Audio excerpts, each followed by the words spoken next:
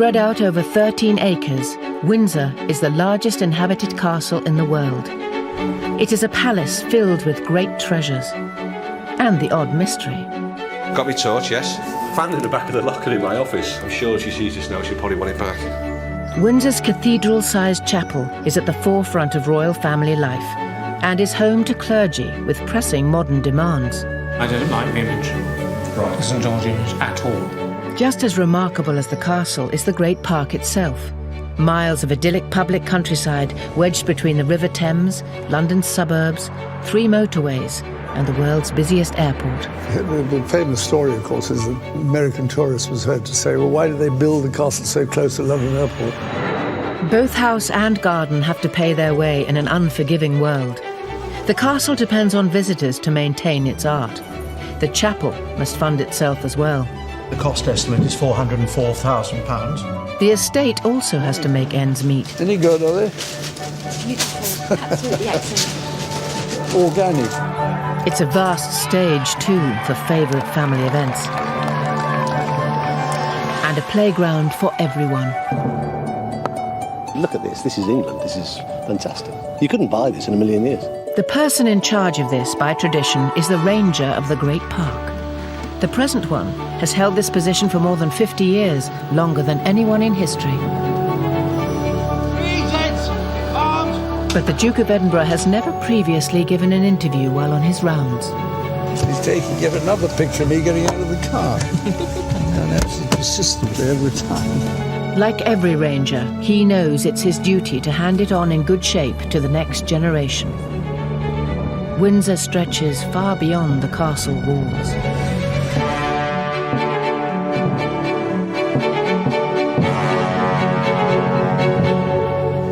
Friends had some of these parakeets or budgerigars, as we thought we'd got some of those, and then I thought it'd be rather fun to have some doves floating about. So, the trouble is they get nicked by sparrowhawks and things, but on the whole their breeding seems to keep up. Within weeks of becoming monarch in 1952, the Queen appointed the Duke of Edinburgh to the position of Ranger of the Great Park. He must make sure that this ancient estate is run efficiently. The greenhouse production has recently been reduced. The difficulty is that we're either here by ourselves or we've got 100 people living in the place. You know, if you've got a greenhouse, you need to have a sort of constant production. It's much more expensive growing our own stuff and getting it from Tesco or whatever it is. He has not surrendered to the big guns of retail, though. He's recently opened Windsor's very own farm shop. So you go into the farm shop there. You want to do that? Yeah, I think that would be good. We'll try and get there, but I don't know whether we can. This is quite funny. This pub here is now called the British Raj, I think, isn't it? Oh, no, it's still got Lord Nelson. No, it's the British Raj. It used to be called the Lord Nelson. It's now called the British Raj. Lovely idea. One of the advantages of the shop is that it's got this entrance and exit here. You can see there's quite a lot of people using it. The Windsor Farm Shop sells stock from all the royal estates. Great Park venison, Sandringham potatoes, Duchy of Cornwall biscuits. Is he going to stop? Oh, all right. But most of this stuff comes either from the Crown Estate or from local producers. Morning. Any good, are they? Beautiful, absolutely excellent. Organic, surely, is Yes, it? yes they are. Would be. Very tasty.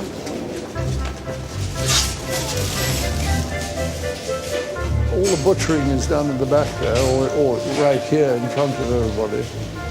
And the majority of this comes from off the estate, but a lot of it comes from other local producers. So I think we're going to sort of clog up the system if we stay in here much longer. Do you think? Morning. Morning. The public are about to arrive at the castle too.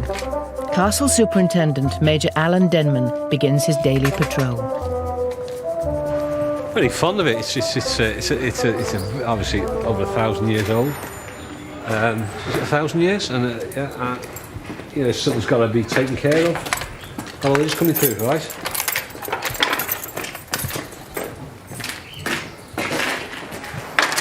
Even though I've been here a year, there's still parts of the castle I've not been into.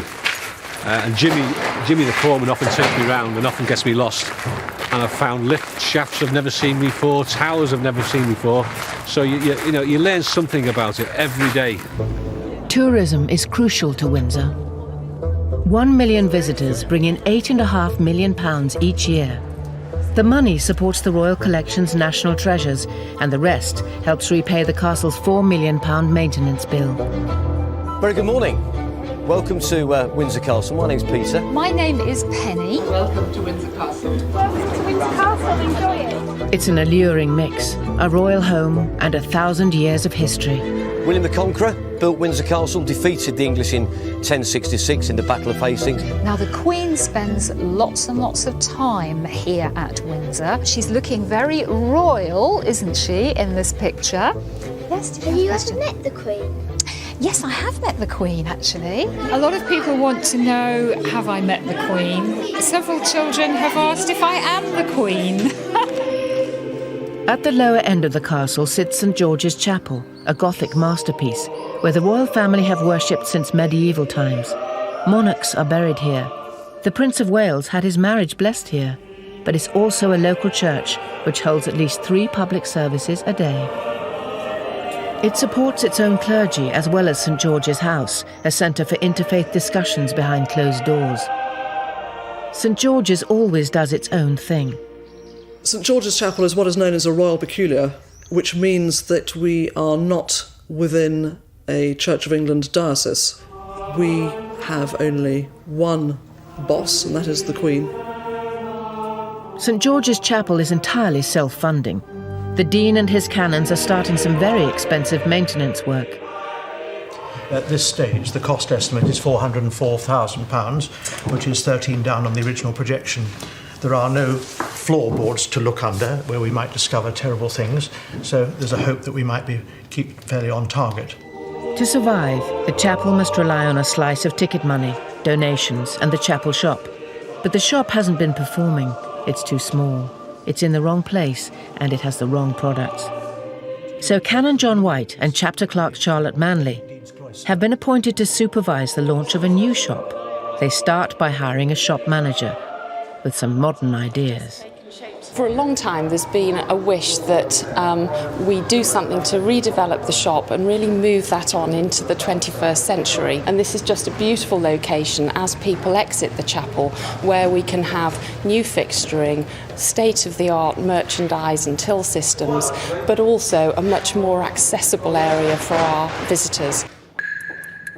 Even in a medieval cloister, the latest marketing techniques are required. The Chapel Shop Committee have asked branding expert David Clare to design a new identity. St George's needs a logo. The title, really, of this presentation is creating a retail identity for St George's Chapel. An identity is being formed in the way that the shop is coming together physically, but we also need to develop a brand identity that works effectively, supporting the chapel and also representing the product. David thinks he has just the answer, an image of St George which is seen on the front of the altar. But will it meet the demanding standards of Canon White? The St George from the tapestry is actually a very, very beautiful tapestry. It's very nicely rendered, and it's a very, very attractive image of St George. So the principle here... Quite so much like St Joan. Right. It's quite a feminine... It is a very feminine St George. Feminine St George. It does, and I think the more it becomes simplified, the more feminine it becomes. I mean, that's... Yeah, go on. Well, the face, I think, becomes more and more feminine on the simplified side. I think also it picks out on the features more and more as it becomes more simplified.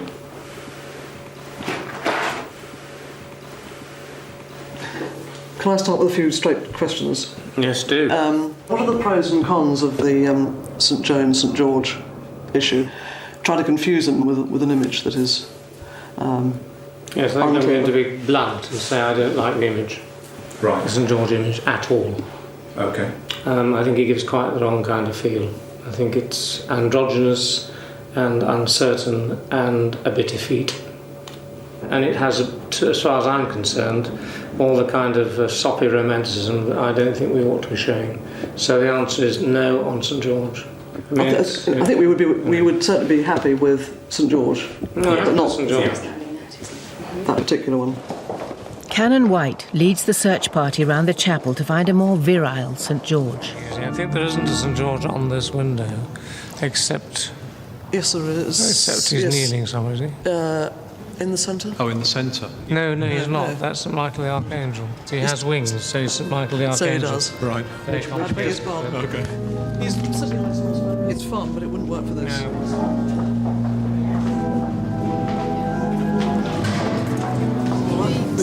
But I mean, you could actually see... No, I think it's the second pleat row, yes.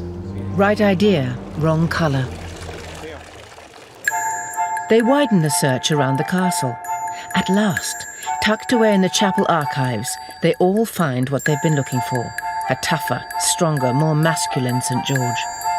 Yeah, no, very good. I just think it's got...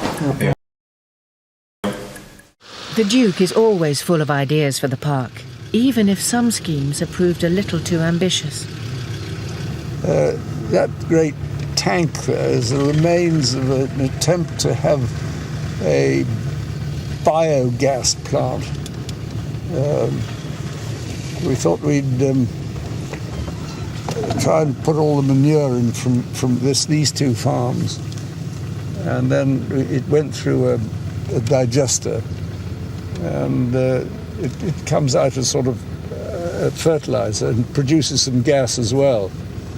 Unfortunately, while they were doing something to it, the digester blew up, so we had to get rid of it. It's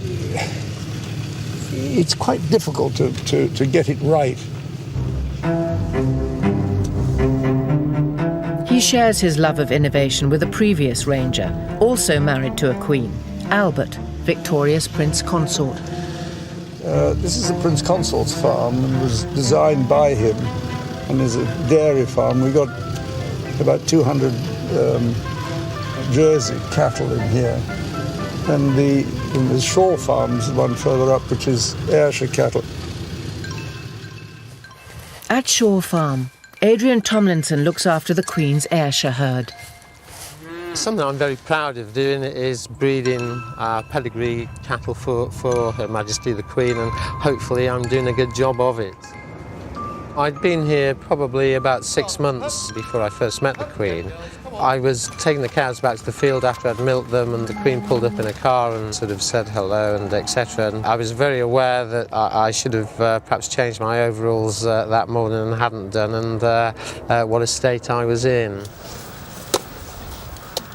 Adrian's arch rival is Andrew Buckland. He runs the other royal herd, the prize-winning Jerseys at Prince Consort's farm. Her name is Good News. She was a supreme champion at the Royal Forest Show last year, and we're taking her again this year. It's a fairly fitting name, we think. We hope. Might be bad news after tomorrow. I think she's as good as she was last year. I mean, Adrian's got some very good cows I've seen up there, but I would hope that she does well, hopefully as well as last year. Andrew is the reigning champion in these parts. But as Windsor's big agricultural show approaches, Adrian and his Ayrshires are determined to steal the crown off the Jerseys. He wants his cows to be the Queen's top herd. The Windsor Castle labyrinth extends far below the surface. Castle Superintendent Major Alan Denman is still finding his way around. We're going to the Fendersmiths. I do like to get around the castle and have a look at various parts of the castle. And there's a tunnel underneath the Fendersmiths room. So we're going to have a quick look down there. I've had a look around the boiler room. And even though I've been here just over a year, there's probably about 25% of the rooms and places I haven't been into. So I do like to have a little wander now and again. Got my torch, yes. I found it in the back of the locker in my office.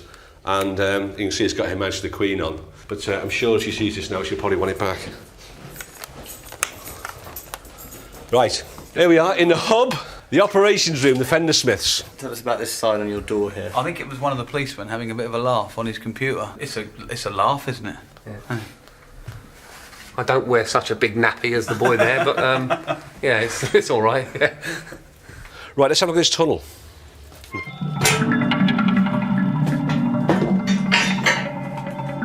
All right, Neil? We're not quite sure what this tunnel was used for, but we believe it might have been used for an air raid shelter in the Second World War. But you can imagine what it would have been like digging it out. Yeah. Can't you? Yeah. There are many tunnels here. No one is entirely sure when or why this one was originally built, but it's probably medieval. Back then, the castle's occupants always needed a way out during a siege. Yeah, quite nice. We could have Windsor spring water, we make a fortune. This is where the Fender Smiths keep their wages. Yeah. That's why there's 2 strong rooms rather than 1. Did you enjoy that, Alan? Yeah, it's another part of the castle I haven't seen, and it's very interesting.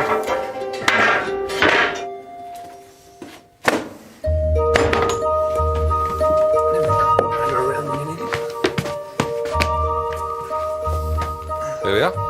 And you wouldn't know anybody who's been down there apart from the 4,000 footprints that are on our carpet now. For now, it's business as usual for Gary and Neil, the castle Fender Smiths.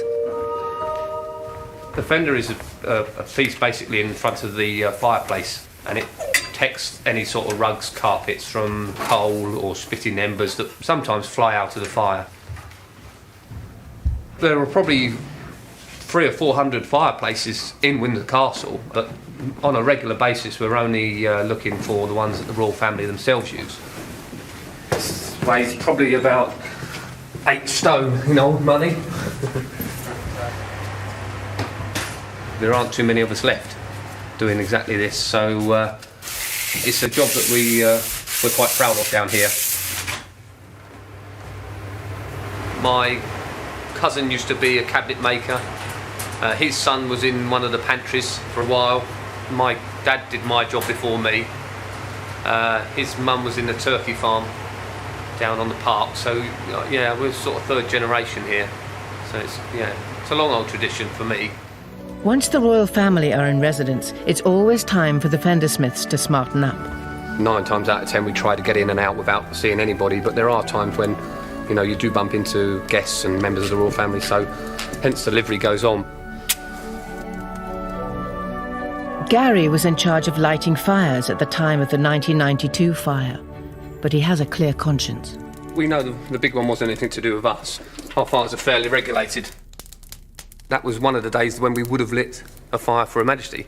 So, needless to say, I said to her page at the time, I don't think we'll be lighting a fire today, as unfortunately the castle was burning. It's not a bad one, is it?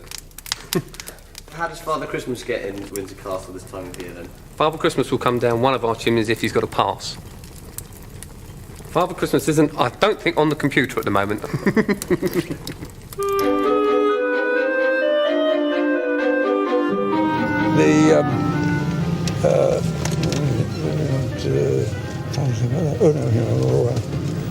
The Ranger arrives at an old airfield in a far corner of Windsor Great Park. This was a base during the Second World War, and later on, the Duke had flying lessons here. After the planes left, he came up with another of his plans. Thought it might be an idea to start a polo club here somewhere, and we hit on this place. And then we got the head groundsman of Eton College to advise us on how to convert this sort of heath into a playing field. It's certainly quite popular. But now the standards are so phenomenal, they're even suggesting that this isn't flat enough. I'm not quite sure what they mean by it. In his day, the Duke was a leading polo player, and Smith's Lawn is now one of the most famous polo arenas in the world. And when there's a polo tournament going on here, and there's the Windsor Park Equestrian Club going on here on one weekend, there's probably 1,000 horses on Smith's Lawn. Ladies and gentlemen, good morning. Today, the Ranger's grandson is keeping up the family tradition. Welcome to the marvellous polo match we have here for you this morning. They're already pouring onto Smith's Lawn for the greatest event in the British polo calendar, Cartier International Day. And Prince Harry is the star attraction in the opening game. Ladies and gentlemen, we're just a few minutes away from our first match once again, supported by France. In the absence of his father, he's leading the Prince of Wales's team against the Hurlingham Club. With the Prince of Wales team on the near side playing in red. Prince Harry, number 1 in the red shirt. Players line up, in goes the ball, straight away. As Prince Harry gets into the thick of it, the crowd of more than 20,000 are almost as excited as the commentator. Prince Harry's side have broken through. Prince Harry's side is there. They're going out in front. Warwick comes back. Prince of Wales is going to be the next. Prince of Wales comes through with the ball. He's got a chance to put it through the goal. He's gone! No! No! It's gone wide! It's gone wide! Ooh la la! In St George's Chapel, everything is being done to get the new cloister shop ready for the grand opening. The suitably masculine St George has finally been turned into a logo. Chapter clerk Charlotte Manley views the result. It's the first image, and it looks good and strong, and I think that's a lot better. Thumbs up, go for it. A new shop needs new products. Charlotte has invited a firm of retail specialists to pitch their wares. Well, we're here to talk about product. So we've gone through the very exciting bit, talking about the plans of the shop, and really now here is where we can bring it to life for you. Gosh, where do we start? There is some fabulous, fabulous product out there. We know people like buses, they like soldiers. We also have, a fabulous pewter range. Now, cataloguing is for show you that. Oh, bags, yes. We'll be using this sort of little style of bag, but again with the little beads and the tassels. Also mugs. Let me show you a couple of mugs as well. Yes. Oh, ties as well. Really nice ties. We did talk about having some unusual product, and I get excited about unusual product. Well, we've got St George here. Oh yes, There's no doubt about that exactly. at all. Sandon saw that and thought, Charlotte has been doing her homework. in the right direction. I agree that those are lovely, but I've also the globes and things I seem to have seen in quite a lot of other places. Or is that just sheer chance? I've Maybe. seen Where have you seen one them? shop in Dartmouth and Devon, one in Stockbridge in Hampshire. You are the experts in this area rather than me, and you're just floating ideas. I realise that, but it is beginning to appear in other places. But that's my only cautious remark about it. Not the product itself. It's just that it's. Okay, well, we'll bear that in mind. And I think, I'm not quite sure what to say to that, actually. Time to switch tack. Oh, the chocolate. Very exciting. This chocolate is really going to be super. That's the one we were testing earlier. We might just have to break some open again, I think. It's opening day. Cannon White is presented with the first carrier bag bearing the new logo. I think that's much better than what we saw before. I'm very happy I think with so, that. and I think it works well. As an illustration, it's worked quite well, really, developing it up from the statue that's great. in the centre of the That's cloister. great. Don't think we'll have any trouble with animal rights people about killing dragons, you? Hopefully not. Okay. Yeah, and there aren't very many dragons left to complain, are there, really? Aren't a lot. No, that's right. That's good. The local media have arrived, along with many friends of St George's. The Dean of Windsor gets business underway. It's my great pleasure to welcome you all to this little reception. I declare that the shop is well and truly open.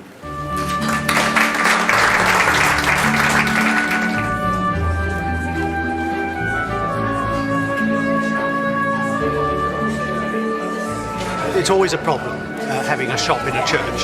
People have got quite strong ideas, and because of Christ driving the money changers and the sellers of doves out of the temple precincts, people have always got that at the back of their mind. But economic realities can't be ignored.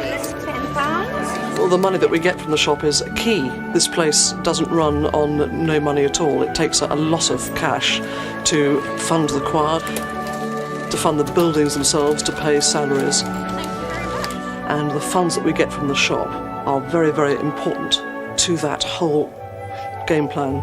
Delighted. Really first class, absolute top standard shop. I think if Lord Sainsbury says that we've got a decent shop, it must be a decent shop. And your receipt. In the first month alone, takings at the new shop were up by nearly 70% on the old.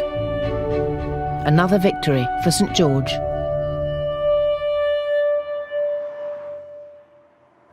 It's Judgment Day in the Great Park, the Royal Forest Agricultural Show.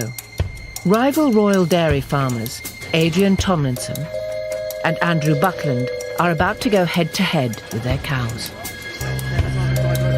May I warn all the competitors in the cattle classes, please?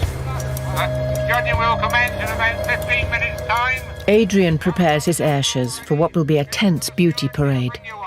The judge is a hugely respected man, a man that I've got a lot of time for, like a well-known figure nationally. But he's a Jersey man, you know, he's had a Jersey herd all his life, he likes the jerseys, but he's first-class chap and a first-class judge, so hopefully the best cow will be coming first, you know. There's not a lot that dairy legend Donald Dawes doesn't know about cows. Will he select one of the queens? And if so, which one? He's not a man to be rushed. Mr. Dawes is judging the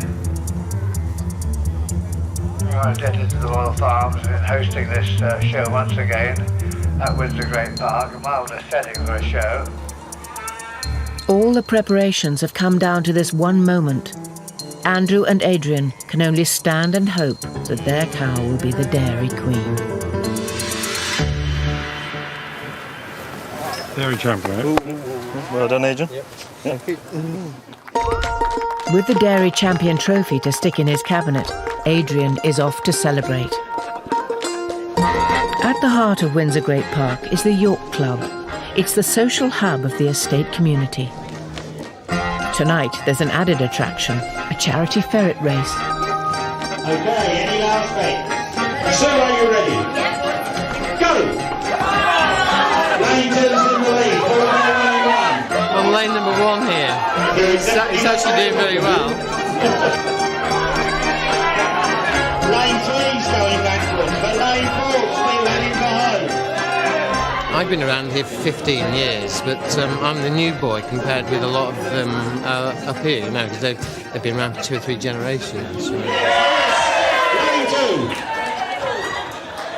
Lane 2 was the winner. Adrian can't win them all. Ferrets, ponies, cows, deer.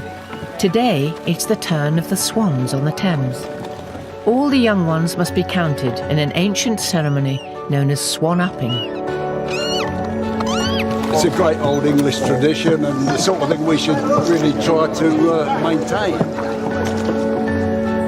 There's always something going on in this kingdom within a kingdom. A charity match for the Lord's Taverners and their royal 12th man. To play the great English game in this setting is just brilliant. Zara Phillips represents Britain at the Windsor Horse Trials, in front of the family. They're ever so bendy. Right, look, like that, like that. School's open day at the Crown Estate headquarters. Like the castle, the grounds have a pageantry of their own. The Queen!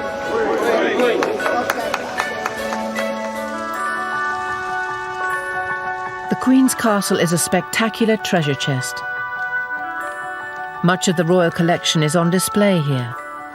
Room after room of great paintings, antiques, drawings, furniture, and much more.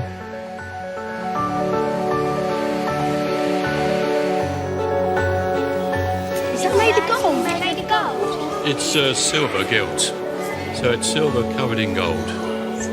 Silver covered in gold? How much would all that cost? Over $1 billion? I think it's priceless. No one can put a value on it all. There would be much, much more if Oliver Cromwell and his Republicans had not sold off most of the earlier royal treasures after the English Civil War. Even so, this is still one of the greatest collections in the world. It doesn't just need cleaning, it needs constant expert attention to preserve it for the future. And it must also be shared with other exhibitions, so something is always on the move. The collection is regarded as a national asset. The paintings which have been handed down from generation to generation are, in effect, in a sort of position of trust, and the sovereign is the person who ultimately has responsibility for their well-being, in a sense, although we obviously would do all the work, so that they're preserved for, in effect, the nation. Every painting in the Royal Collection comes back to Windsor when it requires work. We've got a rather large Rubens, a very, very important painting from Buckingham Palace. It's horribly covered with old varnish, old repaint. It's brown. It does need a lot of work. We would never put that painting on public show in the condition it is now. People probably don't realise how much work is behind the scenes. I mean, the ideal is that you shouldn't realise. You shouldn't look at the paintings and think, gosh, they all look as if they've been cleaned recently. They should just look good. Windsor is a merry-go-round of great art. The painting, which has just left the State Apartments, is a Windsor favourite, The Chinese Convert by Kneller. Rupert must give it a full inspection before releasing it on loan to the Victoria and Albert Museum in London. The Royal Collection does get a lot of requests for paintings to be loaned to exhibitions, and if we can, we do oblige them with that, because it seems important that they are seen by the public, if not in the castle, or in an exhibition elsewhere. As one masterpiece departs, another returns. Rupert and his team are reuniting Queen Anne with her husband, King James I of England. She was the daughter of the King of Denmark. Her brother became the King of Denmark, and she married the King of England and Scotland, and then her sons were future kings. So she was a very proud, proud of her lineage. All right, Rich. 1, 2, 3. And so the merry-go-round of great works continues. Can you swing around? It seems a shame not to have his queen next to him. He's been here for a long time, hasn't he? The James I. And even though it's not an exact pair, even though they weren't meant to be necessarily seen together, they're both the same artist. They're the king and queen. The dating's appropriate. You've got the next generation here with Charles, and so it's a very appropriate picture. Ready?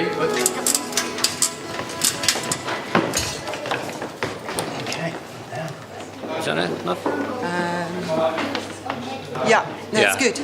Yeah, sound it. The castle is not the only place to see the Royal Collection at Windsor. In the Home Park, the castle's back garden, sits an elegant 17th century mansion, once home to Queen Victoria's mother. On display are tables and chairs which have been around the world many times. It's a kind of memorial to Britannia. When the royal yacht was decommissioned in 1997, Prince Philip wondered what to do with all the furniture. Well, we just had it, and I just thought it'd be a good idea if we kept it together. And the ballroom here didn't have any furniture, and I thought that if we took the dining room furniture from the yacht, it fitted almost exactly into there. And so we got the table, the main table, and the sideboards and chairs and things of that sort. And then we thought, well, we might as well put up all the china and silver in there too. The royal family often retreat to Frogmore for privacy. And yes, it's used quite a lot because when the Queen comes down here, takes the dogs out here, and that's why, because it's enclosed anyway, so that to keep hopefully to keep the rabbits out, but it's not very successful. It's easy enough to drive a team of horses or ponies around. It's not so easy to drive a car around. There's some odd dog grave there. Dog grave? Just there. Yes, looks like it now. They're dotted about all over the place. That's Queen Victoria's mausoleum. This is the sort of family burial plot. Maybe we can stop here, sir, because with what end in view? To talk about mausoleum. Well, the mausoleum's a mausoleum. There's not much you can say about it. It's much easier to take a picture of it.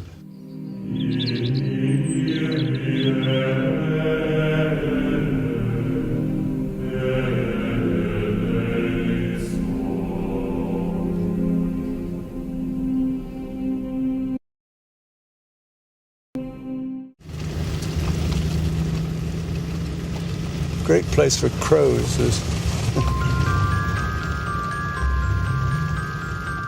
Of all the Duke's projects as Ranger, he's particularly proud of creating a new deer park at Windsor. This was originally to keep the deer from the Great Park from getting into from, coming down this way. Now you have to keep the deer in. Bloody silly. That's the open arms. I can't see any of the deer. They're all... They're on the left. They're down there. The trouble is, I think they wander about over here when everybody's out of the park, and then when people come in, they move off a bit. This used to be arable all through here. During the war, it was all ploughed up. But it's lousy. I mean, most of it's clay. It's almost impossible to do. And then we had cattle on it, and it was all fenced in. It wasn't profitable. And so we decided to put it back to a deer park. We brought them down from Balmoral. They've always been deer here, so at least we brought back their descendants. So that all this is now open park, which I think is a very much better arrangement than it was before. I mean, looking at this, surely it was the right thing to bring back the deer park, because I mean, it is the most... Well, I'm glad you agree. He's got to take me getting into the car yet again.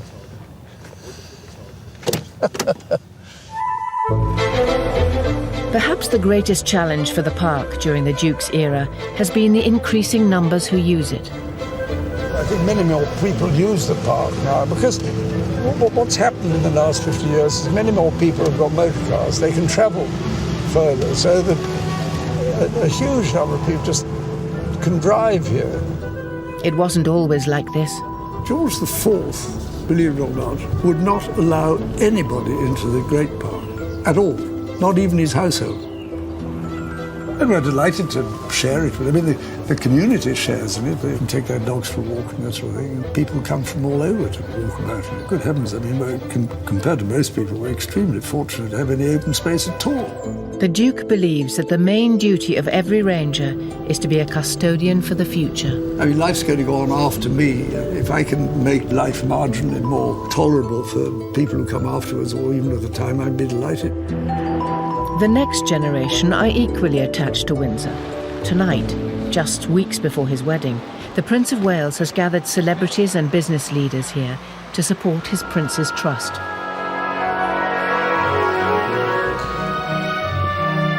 It's hard to refuse an invitation to dinner here. This is the first time that I've ever been to Windsor Castle. I'm trying to be polite, talk to people, but at the same time I'm looking all around me and trying to take it all in. It's breathtaking, awe-inspiring, slightly over the top, looking at the gold here. These guests, though, have not just come to admire the decor. They're ambassadors for a trust which has been helping disadvantaged young people for 30 years. Kenny Ross was jobless and homeless until the trust helped him build a new life. He's also a keen guitarist, and tonight he's not only having dinner at the castle, but he's made a new friend, Eric Clapton. Things like this don't happen every day, does it? No. Bizarre, I'd say bizarre. It's unreal. Kenny is not the only one who's a little dumbstruck by the occasion. It's overwhelming, isn't it? It's a bit overwhelming. I'd like to be here on my own, to be honest, so I could just walk around and have a look. Nicky Chapman has just seen the seating plan. Well, I'm actually sitting at his table. Yes, I think I'm actually sitting rather close to him, so I'm going to have to be on my best behaviour. But before anyone can tuck into their lemon-cured salmon, the host reminds them why they're here. No one will ever build another Windsor. For all its history, its real strength will always lie in its people. You know, some of my staff have been here sort of 30 odd years, and a year is nothing. The rest of the world come in on those tin cans to see what we've got here, you know, tradition and history. Very well. We have a very good, what word shall I have, boss?